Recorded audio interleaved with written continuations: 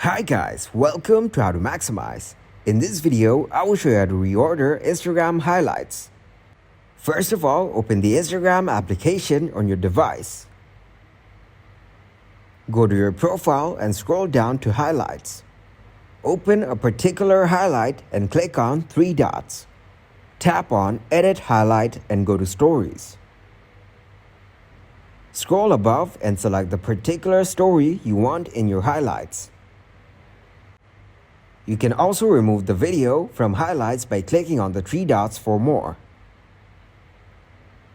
Tap on Remove from Highlight. You can remove video from highlight but still be able to see the video in the archive. You can also add more stories in highlights. Click on Edit Highlight and add further stories.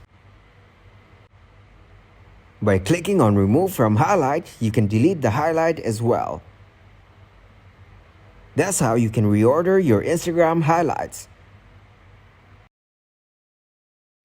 Thanks for watching, and please leave a like, subscribe, and share.